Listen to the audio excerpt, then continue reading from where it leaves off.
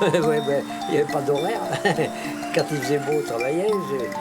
Chez Poulet Foin, c'était tout à la main, nous. Hein. On n'avait pas de machine, rien du tout.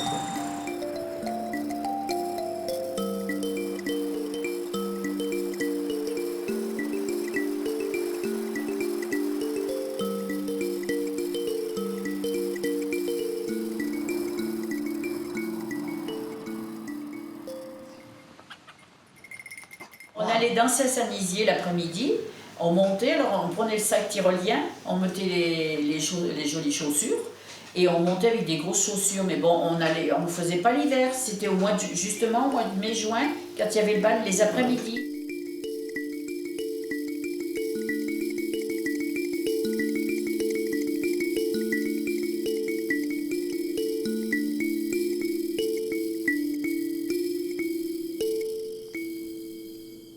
Et tu allais souvent au café? Oh, ben, souvent, pas très souvent, mais aller chercher le journal. Le journal? Tous les dimanches. D'accord. On prenait le journal, voilà. Pour tout, quoi. On allait sur la route avec les bêtes, il n'y avait pas autant de voitures ni rien, quoi. Ouais. Francoise Maurice, voilà. 83 ans. En retraité agricole, si vous voulez. Mon père, mon grand-père se rappelait des diligences. C'était un relais là. Et après, il passait par l'ancienne route, par Pierre-là. Il passait pas la route de dessous, il n'était pas fait. Le grand-père. Hein. Monique Dalbion, je suis née du Rhin, je suis née à Pierre-Ala, à Angers, et je suis née ici à Angers, pas à Grenoble. Et j'ai 67 ans et mes parents ont acheté ce bar au mois d'avril 59. Et puis à cette époque-là, enfin en 59, quand mes parents ont acheté, les gens n'avaient pas de voiture comme maintenant, donc ils montaient avec le car. Ils s'arrêtaient ici, ils allaient en montagne, ils revenaient manger. C'était tout à fait différent que maintenant. Maintenant, les gens, ils ont leur voiture, ils vont à destination. Mais c'est vrai que c'était très, très familial. Ben, moi, Père Maurice, je suis né à Angers, au barrage, en 41. Et depuis, je suis toujours resté sur Angers. J'ai travaillé sur Grenoble et puis ensuite à la mairie d'Angers pendant 26 ans. Moi, je me souviens de remonter de Sassenage, parce que j'ai fait 3 ans de centre d'apprentissage à Sassenage. Eh bien, on montait sur le toit du car, tellement qu'il y avait dit, sur le toit. On allait aux foires avec mon père, on allait aux foires à Villard-de-Lans, sur la porte arrière, il y a tellement du monde.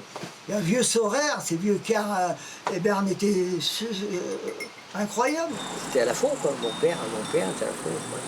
Il a acheté une moto faucheuse, mon père, en 1948, la première. Une faucheuse. Autrement, c'était tout à la main. Et les bêtes, pareil, on liait c'était des vaches à lait qu'on liait hein, pour le travail. C'était pas des bœufs, ni des chevaux. Tout le monde avait 400 chefs de 3 vaches, tout le monde. C'était... il y avait beaucoup de gens, regarde ici. Oui, maintenant il reste une ferme. Il y avait les Francos, voilà, il y avait les Francos. Les Perret, ben, ils avaient des bêtes. Les Dolza, ils ont eu des bêtes aussi. Oui. Il y avait Buisson là-bas, Café des Pêcheurs. Café plus loin là-bas, Café des Pêcheurs. Il y avait là le café Hébert Dolza. Après, il y avait Coinel. Et puis en bas, il y avait le café Flandrin.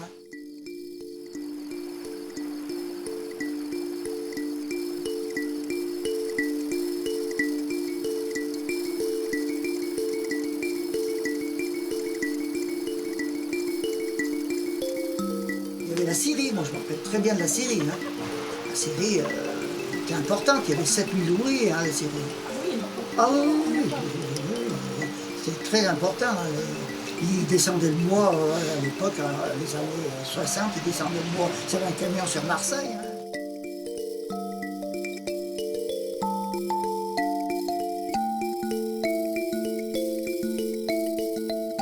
Alors moi je suis Claude Durand, le frère. Et moi par contre je suis né ici. Ici. Au Jo quoi, à la clinique sur Grenoble, mais mes parents étaient déjà là. Et puis il y a une chose aussi qui a bien évolué, c'est que je me rappelle étant petit, dans les années 60 à 70, sur Angers, il y avait peut-être 3 télévisions. Oui. 3 ou 4 télévisions. Donc Moi, mes parents, toutes les semaines, on allait veiller, on appelait ça veiller. Donc on partait chez le voisin, chez l'oncle qui était un peu plus haut, et on jouait aux cartes, les dames tricotaient, les enfants jouaient. Et puis le lendemain, il n'y avait pas école, et on redescendait en luge s'il y avait de la neige d'hiver et tout ça. Et on allait même jusqu'à Lens voir de la famille et tout. Après, quand il y a eu la télé, ça a bien changé. Ça a bien changé, oui. L'hiver, des fois, on faisait autre chose le soir. On attachait les luges, on montait là-haut, un petit peu plus haut, on attachait les luges et on descendait. Mais bon, comme c'était gelé, on traversait la route. Et comme chez le voisin, à ce moment-là, il n'y avait pas de portail, on allait s'arrêter dans le champ. Mais bon, heureusement qu'il n'y avait pas les voitures de maintenant.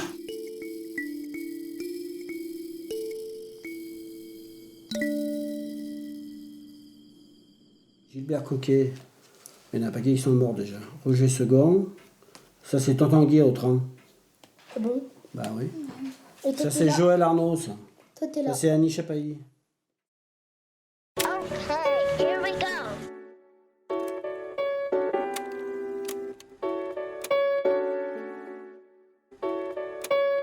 Ben là, il y a Raymond Coinel, il y a Robert Coinel, il y a Robert David.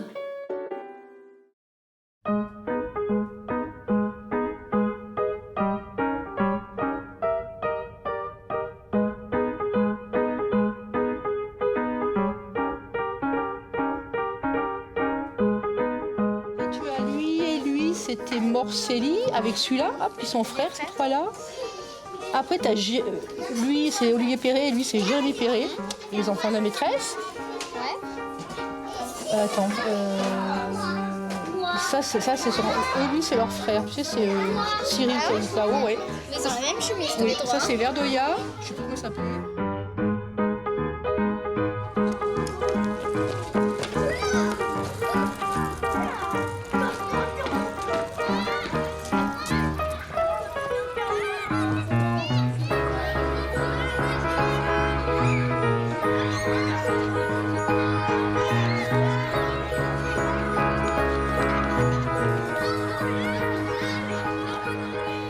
Alors attends, par contre c'était un photographe qui venait, c'était pas les maîtresses, ni les parents, ni rien, c'est quelqu'un qui venait de l'extérieur.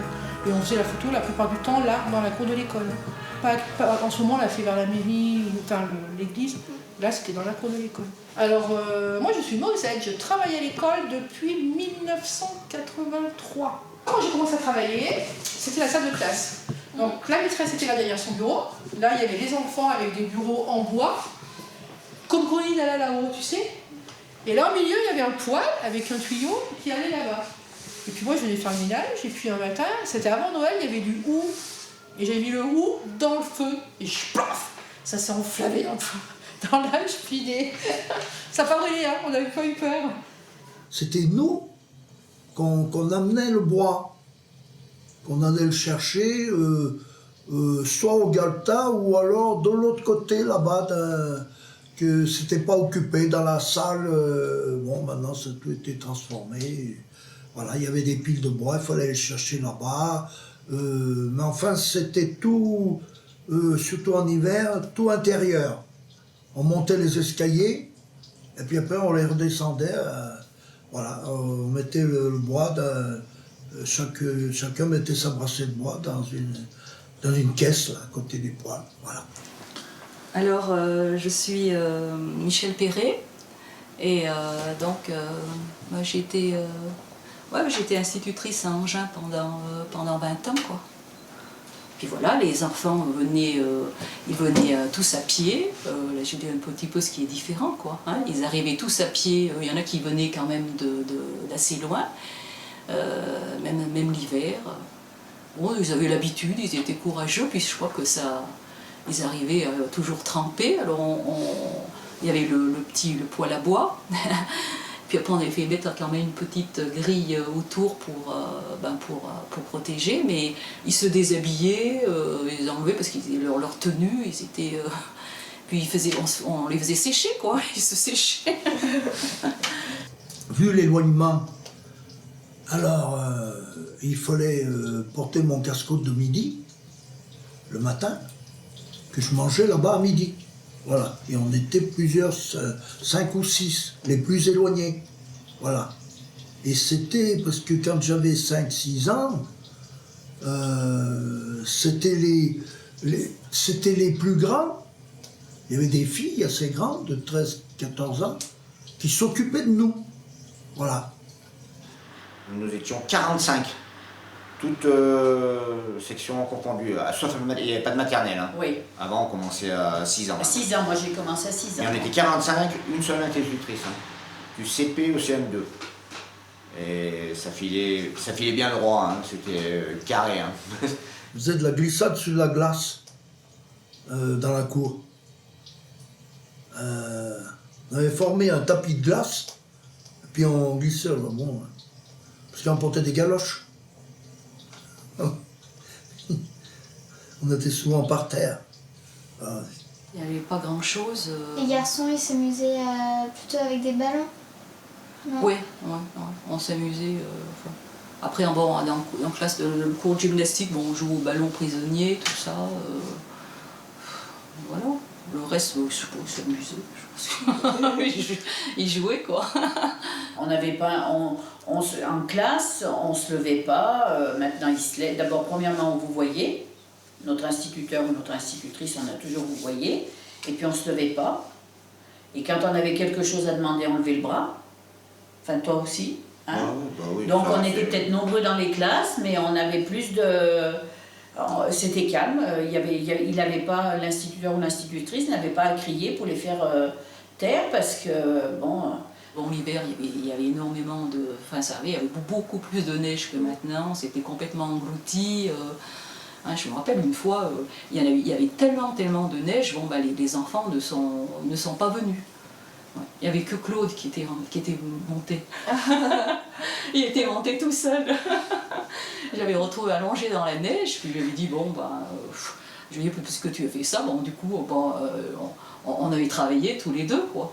Alors que, bon, normalement, je veux dire, normalement, on n'a même plus le droit, maintenant, on n'a plus le droit de rester tout seul avec un élève. Mais bon, c'était, bon, à ce moment-là, on avait plus de liberté, en tout. Il y avait plus de liberté parce que bon, il faut dire qu'il faut remettre un petit peu à l'époque, c'est-à-dire que moi je suis arrivée en 70 et on sortait de 68. Quoi. Ouais. Alors il faut dire que les mentalités étaient bien...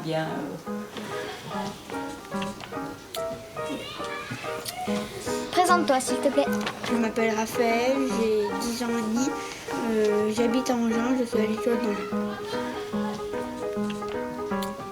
D'accord. Je m'appelle Alix, j'ai 8 ans et j'habite à Angers.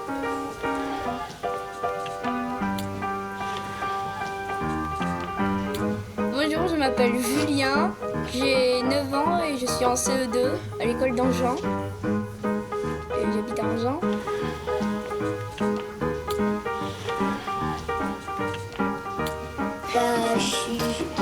Je suis à l'école d'Angers, je vais à Angers.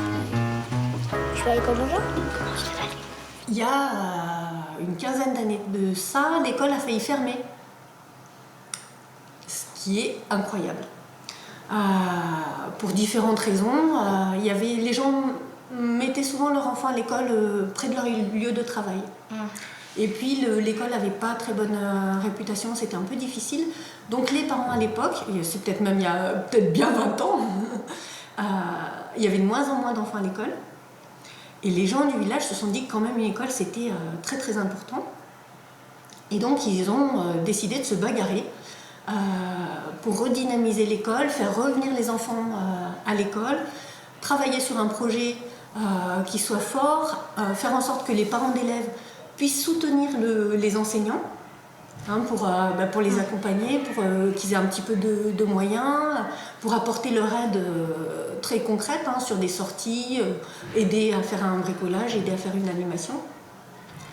Et à l'époque, ils ont eu une écoute assez attentive de l'inspection académique qui les a aidés dans ce projet-là.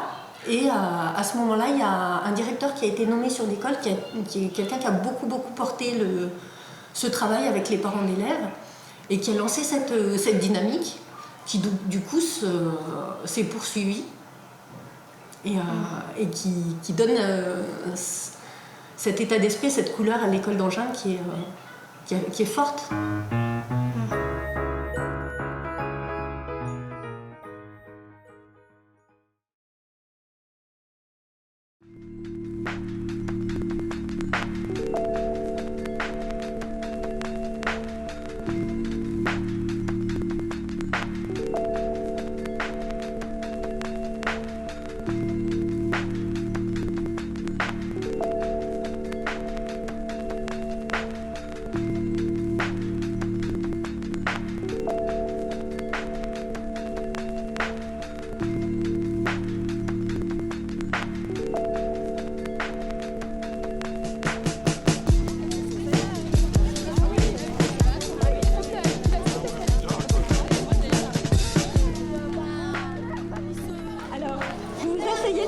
Dès que vous êtes assis, on va pouvoir commencer à regarder dans les poches.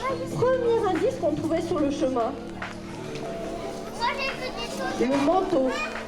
Il y avait le grand manteau. Et dans le grand manteau, qu'est-ce qu'il y avait comme indice? On a toujours une petite part de nostalgie.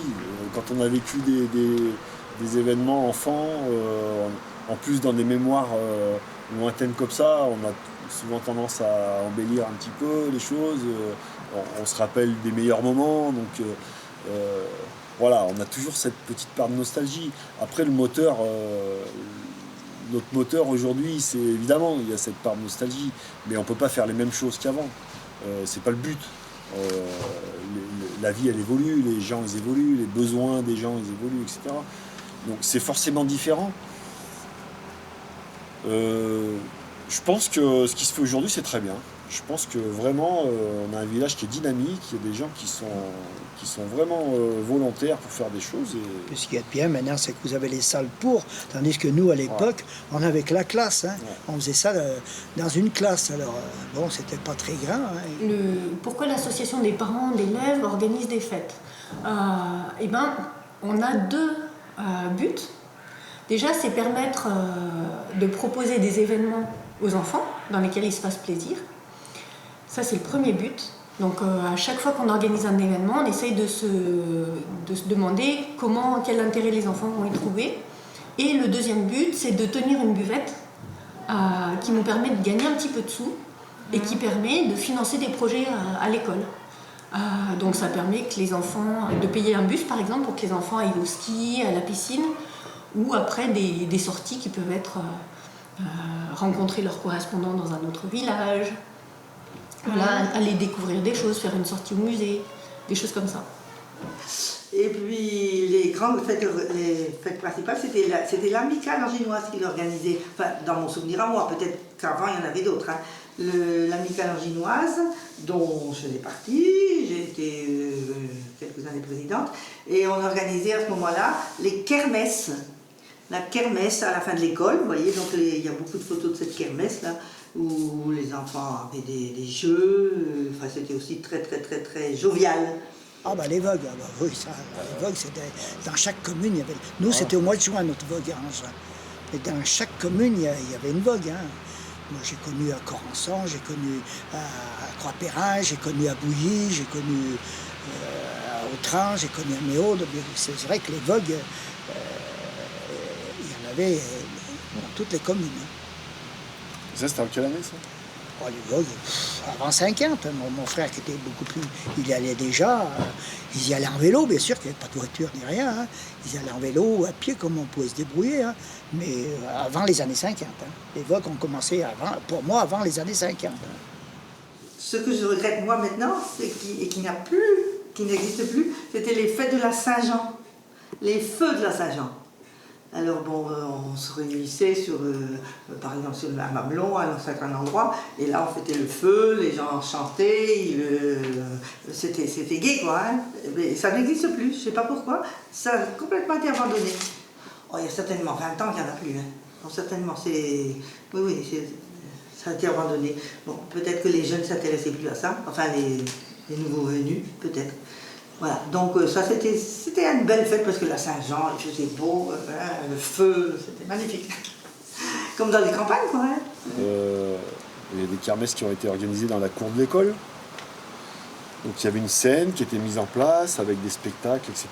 Il y avait des stands de tir à la carabine, il y avait un jeu de massacre. Alors un jeu de massacre qui m'a marqué. Alors, je ne sais plus à quelle époque c'était, mais je devais avoir une dizaine d'années, donc c'est dans les années 80, où il y avait des boîtes de conserve empilées. Oui, je me souviens. Et sur chaque boîte de conserve, il y avait une caricature d'un conseiller municipal. Et c'était phénoménal. Tu te rappelles de ça, Maurice? Voilà. Et donc tout le monde jouait le jeu, c'était bon enfant, c'était vraiment super sympa. Il y avait aussi une fête très prisée à cette époque, c'était le méchoui. Alors ça, le méchoui nous manque, hein, je vous le dis. Et c'était aussi l'amicale qui l'organisait. Alors c'était un boulot monstre, hein, parce qu'il fallait préparer les moutons et tout, faire là. Hein. Et le méchoui se faisait souvent à la Molière. Le repas des personnes âgées, le repas de Noël. À quelle époque ça a commencé? À quelle époque ça, le repas de Noël? Le repas de Noël. Eh ben. Ça a commencé à quelle époque? C'est l'amicale anginoise qui l'avait aussi démarré. Qui cotisait pour avoir la moitié, enfin payer la moitié. Oui, il y avait le pas des violences, même à Angers, chez Mme Durand. Souvent, autrefois, c'était chez Mme Durand. Voilà, donc il a eu de nombreuses années. On rigolait, hein. Oui, c'était. Alors ça, c'était la fête toute la journée. On bougeait dans la salle, hein. On imitait le train à vapeur. Alors on prenait le coude de l'autre de devant, il y avait un garçon, une fille, et avec nos bras, qui étaient les coudes, on imitait les locomotives. Et on disait, Joséphine, qu'est-ce que tu fais? Je fais ce que je peux, Joséphine, qu'est-ce que tu fais? On imitait le bruit du train, et alors il prenait une cote à ralentisser, il allait plus vite, et à la fin, il rentrait à la fin, Joséphine, qu'est-ce que tu fais?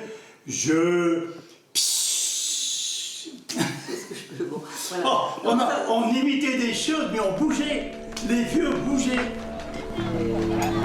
C'est pas juste un but du sauveur, c'est juste un but des sœurs. Moi je commence à ça, mais je viens plus ce matin. Super.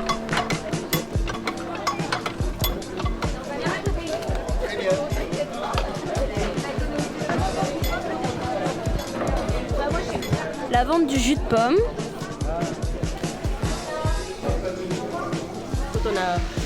Quand on a conçu la fête de la pomme, on s'est demandé ce qu'on pouvait faire comme goûter, donc à base de pommes. Et voilà, on a pensé au beignet. D'accord. Merci. Des témoignages.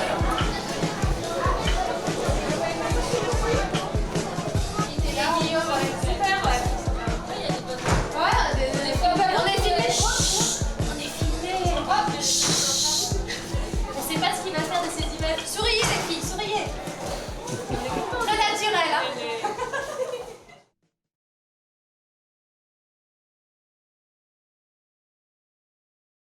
Moi j'avais un grand-père déjà qui a été trépané pendant la guerre et tout, qui est même devenu aveugle à la suite de ça et tout ça. 14-18. Donc ils se sont battus pour nous, quoi, enfin pour avoir la liberté.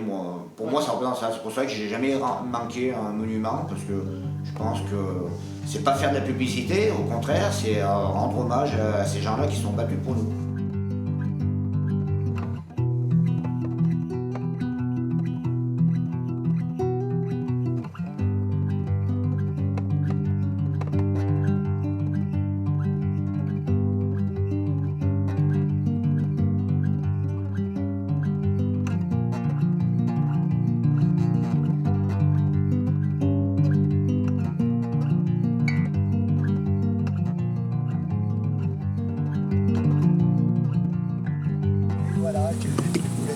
montrer ce monument. Puis je viens toutes les années depuis. Ça en fait des années, non? Ah oui, ça commence à faire. Ok. Oui, ce monument me touche car je me dis bien, nous étions à l'école, l'instituteur nous amenait toutes les années pour la minute de silence et tout. Ouais. Et donc, c'était c'est tout des familles qui, si, c'est vrai qu'il y en a encore qui existent dans les enfants, les petits-enfants, je ne sais pas, mais il y en a beaucoup de disparus, bien sûr. Et voilà. Moi, j'ai aucune personne de ma famille qui sont encore invités. Y avait pas des, avant, il n'y avait pas des enfants qui venaient mettre des fleurs. Non. Si, la municipalité mettait une fleur. Et puis, d'ailleurs, les fleurs de la municipalité étaient mises par les enfants. D'accord. Et puis, en plus, il y a la famille Deblay qui, toutes les années, amène des fleurs aussi. Ça a été une très grande guerre importante. Rien qu'à Angers, il y a eu pas mal de portées disparues, de morts. Et donc, j'ai un souvenir envers ces personnes qui ont souffert et tout.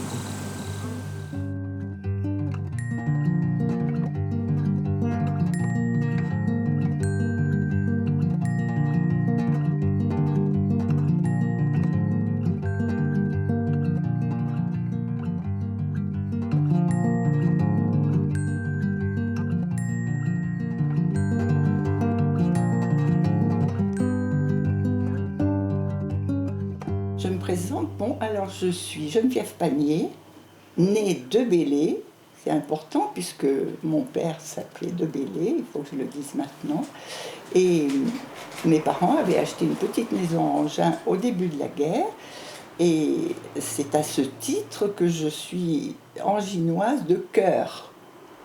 Est-ce qu'il y a des personnes de votre famille écrites sur le monument? Oui, mon père qui a été arrêté par les Allemands le 15 juin 1944, donc presque à la fin de la guerre. C'est à ce titre que je viens au monument aux morts. Jusqu'au décès de maman, c'est elle qui venait. Oui. Bon, c'était son mari qui était mort. Donc elle venait, et à son décès, ma sœur, ma belle-sœur et moi, ils venons tous les 11 novembre. Et quand nos enfants ou petits-enfants sont dans la région, ils viennent avec nous. Mais c'est rare parce qu'ils ne sont pas sur place. Pourquoi vous pensez que c'est bien de venir au monument chaque année? Eh bien parce qu'il ne faut pas laisser tous ces morts de la guerre dans l'oubli. Il faut savoir que toutes ces personnes, et à Angers, il y en a eu beaucoup à la guerre de 14, il y en a énormément pour un tout petit village. Il faut regarder le nombre de morts pendant la guerre de 14, c'est effarant. Et il ne faut pas les laisser dans l'oubli, ces gens-là. Donc, il faut commémorer, il faut entretenir leur mémoire de façon, pas que ça ne se reproduise plus, parce qu'on dit ça, mais il y a des guerres partout, mais de façon à honorer ces gens-là.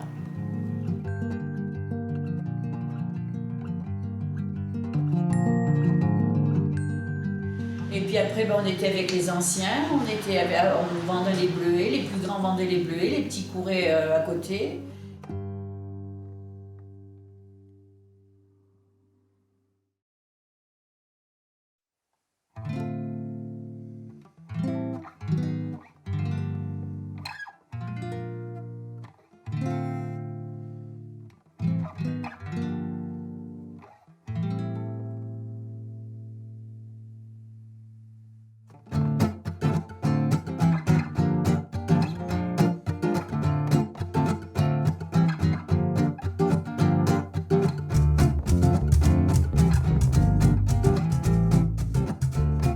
Je m'appelle Philippe Samaille, je suis arrivé à Angers avec ma femme et 4 enfants en 1964.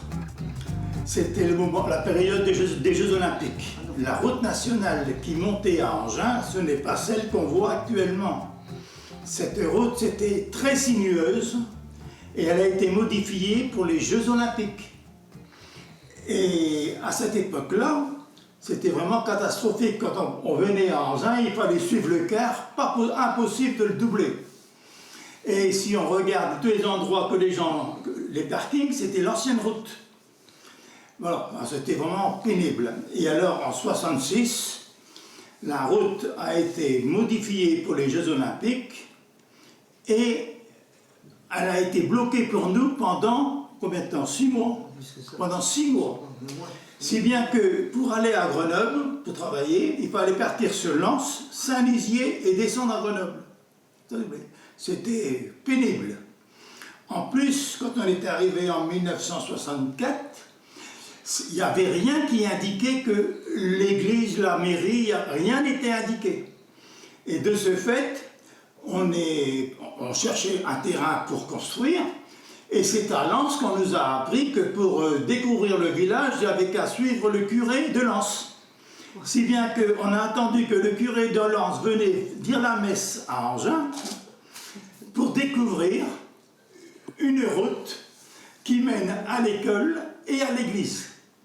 Et de ce fait, on a été surpris, et ça correspondait exactement à ce qu'on voulait.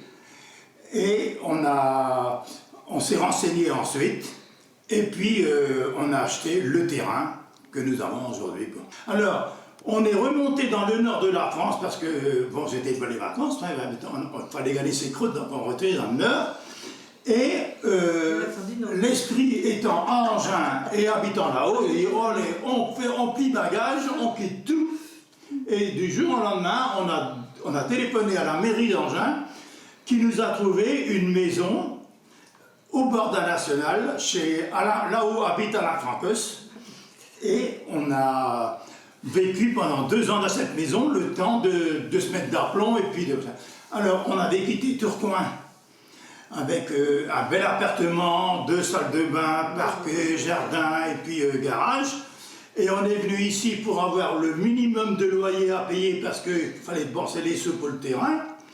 Et on avait une maison avec de la terre battue et un robinet d'eau. Pas de water. Pas de water, et puis vraiment comme les clos d'eau. On a vécu 2 ans là-dedans, le temps qu'on se remette d'aplomb. Et on était heureux comme des rois. Et bon, ils avaient une vie très très très rustique aussi. Hein. Bon, la ferme de leur maison par exemple, il y avait la pièce, et juste à côté là, c'était l'étable. Hein, ça communiquait. L'étable et la pièce communiquaient, et c'était nécessaire pour la chaleur, comme ça. C'était les vaches qui chauffaient l'étable, qui chauffaient la maison. Voilà. Et cette dame qui s'appelait Suzanne, l'ambiance était très bonne. Cet enfant, et puis qui nous a accueillis vraiment, vraiment bras ouverts, quoi. Hein. À tel point qu'un jour, je me suis retrouvée. Les gens, ils étaient ne la connaissant pas, notre voiture était garée là, tout à coup, je trouvais un gros paquet de haricots verts dans mon coffre. Je dis, mais d'où ça vient ça? C'était cette dame qui m'avait donné des haricots verts. Moi, on était heureux, mais les 2 pieds dans la solidarité. Voilà, c'est le problème.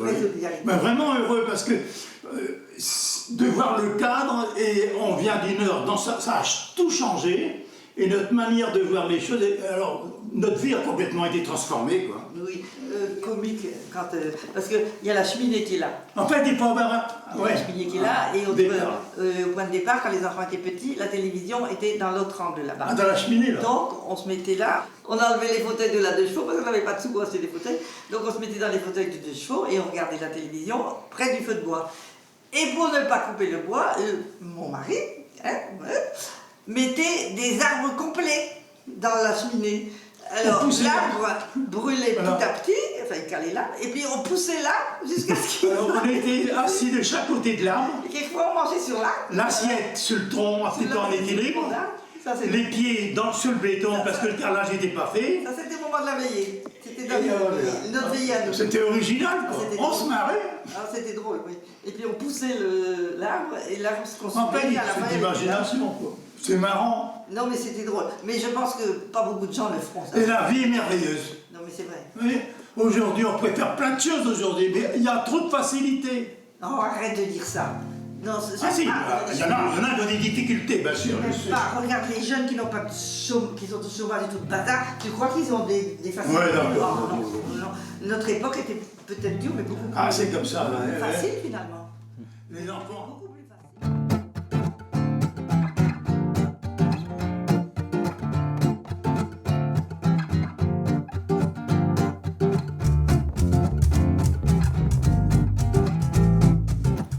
Dites-moi d'où vous venez, pourquoi vous êtes venu ici, d'où vous venez, vos origines. Je suis née à Istanbul, d'une mère orpheline. Elle a perdu ses parents pendant la guerre des Balkans. Donc son père pendant la guerre et sa mère pendant qu'elle fuyait dans un train qui a pris le feu. Elle est montée sur le toit. Bon, ça c'est...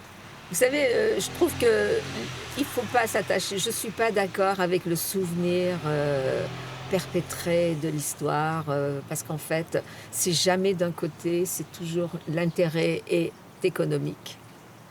Donc les guerres, c'est les guerres. J'en voudrais pas aux Bulgares. Pour autant, c'est comme ça. La descendance de mon père vient d'un aventurier turc qui est arrivé à Alger pendant la possession, enfin pas pendant la possession, pendant la présence de l'Empire ottoman à Alger. Et à partir de là, il y a eu des mariages entre les Turcs et les familles arabes. Et politiquement, mon grand-père envoie mon père rencontrer Atatürk, qui est le créateur de l'instauration de la République turque en Turquie. Et puis il rencontre ma maman, il se marie. Nous sommes 2 enfants à naître à Istanbul, dont moi.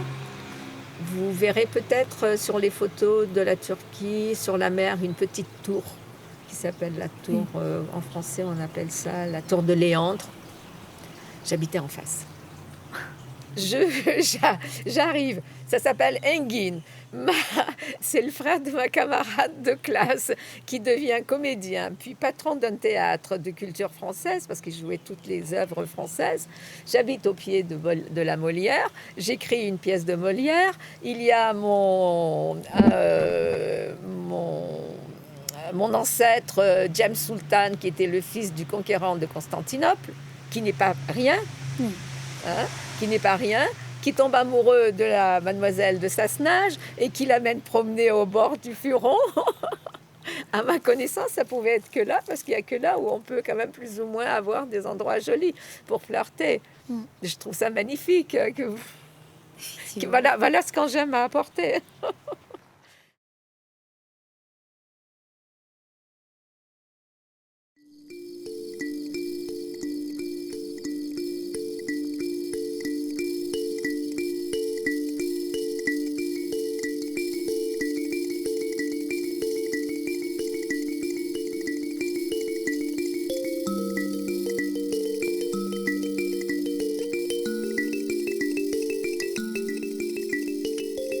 Que je vais vous dire que en été, même quand on était jeune, comme toi, il fallait filer au champ. Oui. Et avec les parents. Ouais. Et s'aider à ramasser le foin, à rateler. Ah ouais. Oula. Travail du matin au soir. Oui. Oui, dans ces pentes, là, c'est le foin, là. Tout fauché à la faux. Et oui. Et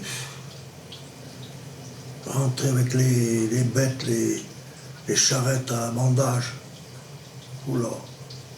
Et pour monter les charrettes de foin, là-bas, il fallait 4 bêtes. Ouais. Il était 4 vaches. Sinon, ils n'y arrivaient pas, c'était trop lourd. Ça montait trop, parce qu'il n'y avait pas de route. Si c'était un chemin caillouteux, hein, juste passer une charrette de foin, là. Et monter d'en bas, hein, là-bas, là, il y a la roche, là, tout ça, là-bas. Se chercher là-bas dans le fond, là-bas. Monter une charrette de foin, ah ouais. Puis tout. Ah oui, là, c'était pénible, ça. Bon, chez nous, Engins, ils ont ils ont traîné, ils ont vérifié dans les maisons une journée. Mais enfin, il est rien arrivé, hein. C'est ce qu'on craignait, quoi. Ils n'ont pas... Non, rien n'a été brûlé, et personne n'a été fusillé, quoi. Il n'y a que... Bon, le maire, c'était Joseph Coinel, là-bas. Alors, bon, il était un peu convoqué parce qu'il fallait qu'il présente les jeunes sur la place. Il y avait une liste. qu'il fallait qu'ils présentent les jeunes à telle heure. Voilà. Parce qu'il y avait un rassemblement qu'eux, ils venaient questionner. Ils les appelaient par ordre. Voilà. Et bon, alors il fallait qu'ils se débrouillent à les chercher, parce qu'ils sont à leur travail, hein, à telle heure comme ça, oui. Alors bon, ils les avaient tous rassemblés, mais il fallait bien faire attention, hein, dans la tenue qu'on avait aussi. Parce qu'ils étaient inspectés de la tête aux pieds. Hein. Ouais. Et même, vous savez, à ce moment-là, par exemple, des souliers américains, là, aux pieds, là, bon, ils le voyaient. Et là, restait de l'emmener, le gars, il restait de l'emmener avec eux. Ouais. Il y en a qu'un qui n'est pas revenu. Hein. Et j'ai bien connu, ouais. Parce qu'il portait le collier. Et, ouais. Et oui, il n'est pas revenu, on dit, vous venez avec nous. Et oui, bien connu, bon. Parce qu'il avait une barbe? Fallait pas, hein, ça. C'est de sa faute, hein. Surtout pas ça. Ouais. Pendant la guerre, je me rappelle, oui, c'était le Vercors, quoi. C'était après le maquis, c'était plus haut. Ici, je me rappelle les récessions, premièrement. Les récessions, puis j'avais 12 ans, quoi. C'était en 37. Et oui, il y avait des maquisards, mais on ne les voyait pas ici. Ils étaient Sussormain, les Cazés, on entendait parler, quoi. On était jeunes, j'avais 11 ans, mais ils en parlaient, quoi, on entendait parler, c'est tout. Et puis le maquis, je me rappelle vaguement qu'il passait, mais la route, le tunnel n'était pas fermé. Ils avaient les tractions avant, le maquis. Mais ils ont pris pour un maquisard, vous savez, ceux qui vivaient dans les bois, les jeunes, les appelaient les maquisards, voilà. Voilà, c'était strict, hein, très très sévère. Ça pardonnait pas, là. Hein. Ouais. Et puis le maire, il était interrogé aussi. Hein. Et il s'est bien défendu. Ouais. Et il le croyait bien aussi, dans ce qu'il disait. Parce qu'il ne faut pas bafouiller. Hein. Voilà. Et bon, ouais. Et plusieurs fois, c'était comme ça. Bon. Ici, chez nous, bon, passait puis dans les maisons. Et cette fois-là, ils avaient passé dans la maison un jour, là. Ils avaient fait la tournée, ouais. Et chez nous, ils nous ont échappé. Tout va venu, tant mieux. Bon, montez au Mercier. Ouais. Il y a eu des problèmes ici. Les Allemands avaient ramassé 12 jeunes d'engins. Ils ont emmené à Noyaré. Et c'est mon grand-père qui était maire, Poinel, qui est allé à Noyaré, à la Gestapo, à la commandature à Noyaré, parce qu'ils étaient recensés à Angers. Et s'ils ne les trouvaient pas ici, qu'ils étaient au maquis. Alors il est allé leur prouver qu'ils étaient recensés, ils n'étaient pas au maquis puisqu'ils étaient ici. Et autrement, ils ne remontaient pas à Angers. Du coup, le maire, il les a sauvés en fait. Oui, en principe, oui. Parce qu'il est allé à Noyaré avec son vélo. Ah. Et ces jeunes, il y avait Liliébert, les noms ici, quoi. Liliébert, il y a des Espagnacs, il y avait Espagnac, son frère était instituteur. Et Raymond Espagnac, après, il était sénateur, il disait. Et c'est le grand-père qui était allé à Noyaré, essayer de les faire remonter, quoi, parce qu'autrement, ils passaient. Et ils avaient été recensés sur la commune. Donc s'ils ne les retrouvaient plus, c'est qu'ils étaient partis au maquis. Je me rappelle de ça. Je me rappelle, moi j'étais jeune, hein. Et puis je me rappelle aussi, mais ça ils en parlent après, Jean Prévost, il a été assassiné.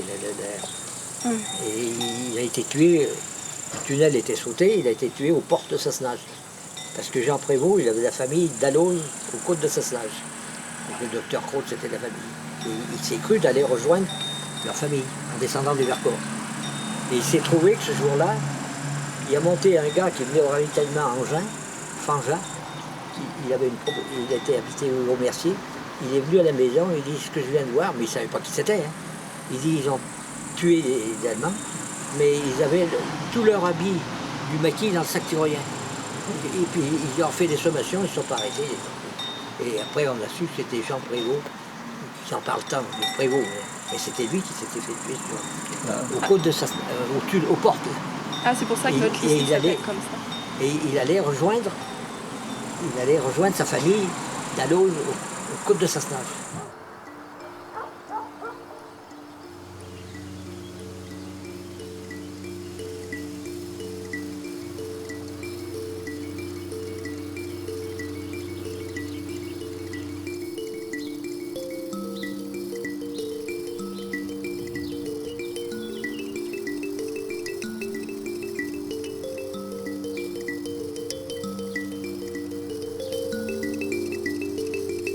Ce qui se rapporte à Engins et à cette période, c'est que les Allemands, il faut replacer le juin 1944, c'est juste avant la fin de la guerre, puisque Grenoble a été libérée le 24 août. Donc 2 mois après, dans le Vercors, ça bougeait beaucoup, tous les résistants étaient sur les dents, et les Allemands encore plus, parce qu'ils sentaient que ils étaient battus sur tous les fronts. Les Américains avançaient, eux étaient aux abois et ils devenaient très méchants.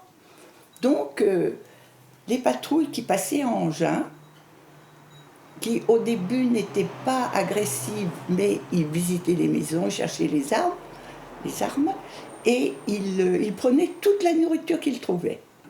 Mes parents, qui avaient déjà beaucoup de peine à nous nourrir, et qu'ils le faisaient grâce aux cultivateurs d'Engins qui leur donnaient qui du pain, qui des œufs, qui du fromage. Ils ramassaient tout. Et quelquefois même, ils le consommaient sur place, dans le bassin en face de la maison. Et puis, au fur et à mesure que les jours avançaient, avec ce tunnel qui avait sauté, ils devenaient agressifs. Et ce jour-là, du 15 juin en particulier, ils avaient déjà visité quelques maisons par ici, parce que mon oncle et ma tante qui avaient loué une petite maison là à côté, là, ils avaient visité la maison, et j'avais reconnu les chaussures de ma tante dans la besace de celui qui dirigeait la patrouille. Donc ils s'étaient bien servis déjà ailleurs, et ce jour-là, ils ont cru reconnaître dans mon père un résistant, et ils sont devenus très méchants là, parce que à la maison on avait un ami qui passait ses week-ends à la maison, et puis ils avaient ramassé en cours de route un Coinel. Ce Coinel, tu connais Monique, tu sais qui c'est? Coinel, mais je sais pas. Léon? Non, ce n'est pas Léon, c'était un jeune que je ne connaissais pas. Ils étaient donc 3, ils ont aligné ces 3 hommes contre le mur de votre maison, Monique, les mains sur la tête, et ils ont installé un peloton d'exécution en face. Il y avait 5 ou 6, dans mon souvenir, 5 ou 6 tireurs, armes sur l'épaule. Ils attendaient l'ordre de leur chef de patrouille, qui a donné un premier ordre en joue. On a attendu. Repos. On baisse les armes. Mais on reste aligné contre le mur. Et cette opération s'est reproduite 3 ou 4 fois, à intervalles plus ou moins réguliers. Et nous, les enfants, on était en face et on assistait à ce simulacre d'exécution pendant un temps qui m'a paru une éternité. Et au bout de 3 ou 4